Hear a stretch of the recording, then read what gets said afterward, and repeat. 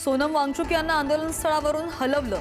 दिल्ली पोलिसांनी वांगचुक यांना रुग्णालयात नेल्यानंतर दिल्लीतील जंतर मंतरवर मोठा गोंधळ। अभिजित दीपकेंनाही अटक केल्याची माहिती।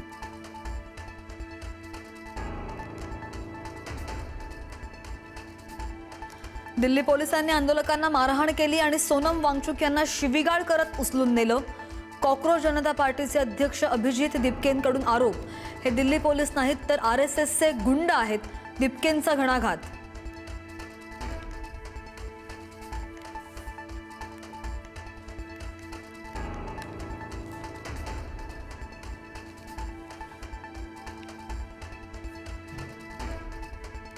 दिल्ली हायकोर्टाच्या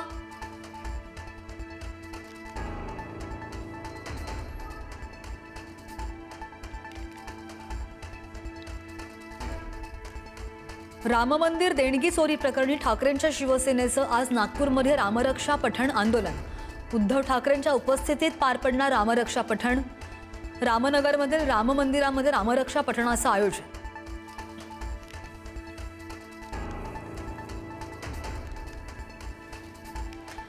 आधी दोन्ही राष्ट्रवादींचं विलीनीकरण करा, मग एनडीए मध्ये सामील व्हा।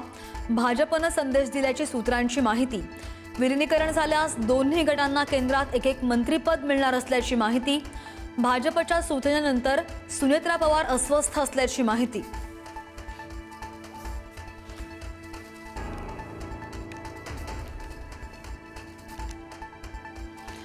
एसआयआर प्रक्रियेला निवडणूक आयोगाकडून मुदतवाढ 8 ऑगस्टपर्यंत मुदतवाढ। अतिरिक्त 10 दिवसांचा कालावधी मिळाल्यानं मतदार यादी पडताळणीसाठी प्रशासनाला अतिरिक्त वेळ मिळणार।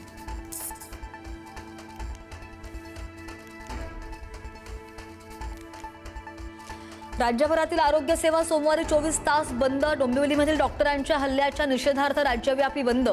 दोषींवर कठोर कारवाईसह कायद्यामध्ये सुधारणा करण्याची मागणी।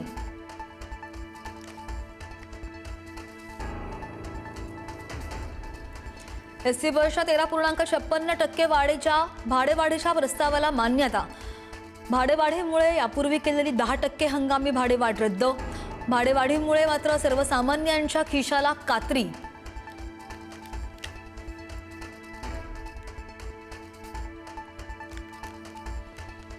राज्यामध्ये अंड्याचे दर गगनाला भिडले। अंड्याचा दर प्रति नग 8 ते 10 रुपये।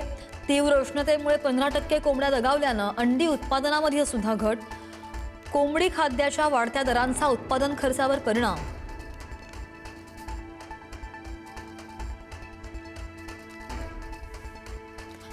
धावत्या मेल एक्सप्रेस समोर जीवघेणा स्टंट। समोरून मेल एक्सप्रेस येत असताना सुद्धा लोकलच्या दरवाजामधून थेट रुळावर उतरून स्टंट। वसई रेल्वे स्थानकातील प्रकार।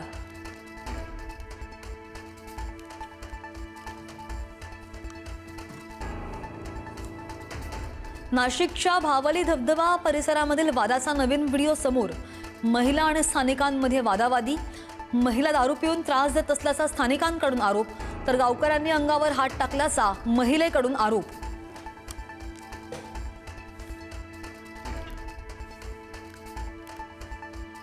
आणि मेक्सिकोमध्ये 7.4 तीव्रतेचा भूकंप। त्सुनामीचा धोका वाढला। 10 लाख नागरिकांसाठी अलर्ट जारी। शेजारील देशांमध्ये सुद्धा धक्के जाणवले।